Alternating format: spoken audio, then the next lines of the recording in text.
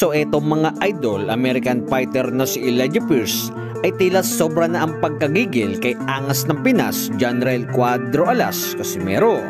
So nagsimula ang pagkainis nito mga idol kay angas ng Pinas, Cuadro Alas Casimero nang simulang banatan ito ni Cuadro Alas It's My Boy sa kanilang official Facebook page na matapos ang naging laban nito kontra sa Pinoy na si Hot and Spicy Michael Dasmariñas na matapos talunin ni Pierce sa kanilang laban by 9 round knockout ay rito ito nagbigay ng mainit na pahayag si Cuadro Alas It's My Boy. So ayon sa paunang birada nito mga idol sa American fighter na si Pierce ay kung si Casimero daw ang makakalaban nito ay panigurado ay iiyak daw itong si Pierce sa harapan nito.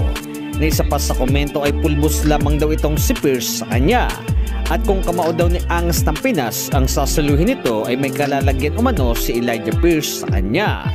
So rito na rin mga idol ay nag-init naman itong si Elijah Pierce na buwelta nito kay General Casimero ay kaya na nito na i-knockout si Casimero at matanda na raw ito at kanyang nakita na raw ito noon na isang maliit lamang na tao para sa kanya. At sa mga call-out daw nito ni angas ng Pinas sa kanya ay kaya daw itong ipasok ni Pierce sa likuran ng kanyang bulsa. So dagdag pa nito mga idol sa pahayag nito sa kanyang stories ay tila may panawagan sa kanyang handler na si Brendan Gibbons ng Viva Promotions at sa kaalyado nito na si President MP Promotion Sean Gibbons kung saan ngay nakatag ito at ayon sa mensahe ay gustong makita ng mga tao na in-knockout din itong si Casimero na tanong niya ay kaya ba ito na gawin. Na ibig sabihin nito mga idol ay tila nais nito na ipakasa ang laban sa ating nabanggit na mag-amang Gibbons kung saan ngay gigil ito na mapatulog ni Elijah Pierce si angas ng Pinas, General Casimero. So magandang bakbakan din ito mga idol kung sakaling matuloy dahil sa bukod sa ilang Pinoy na ang tinalo nito ay matutuldukan na rin kung sino ba sa dalawa ang mas maangas sa taas ng lona.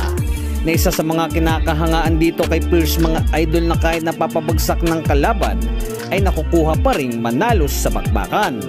Dahil sa matibay na kondisyon nito, yung tipong pagpasok ng late round ay gumaganda ang hangin nito na kayang makipagsabayan hanggang sukdulan. So ang tanong naman ay kung makakaharap ba nito si angas ng Pinas, General Casimero sa isang mainit na laban ay mapapanatili kaya nito ang nag-uumapaw na kondisyon sa itaas ng lona. Lalo na at isa si General Casimero ang recipe sa bakbakang ito ang dikdikan at ubusan ng hangin sa pakikipagsuntukan. Narito na rin natin malalaman kung hanggang saan ba ang tibay nito ni Elijah Pierce na kung kakayanin ba ang isang boxer na pasok sa laro nito ang pulbusang banatan.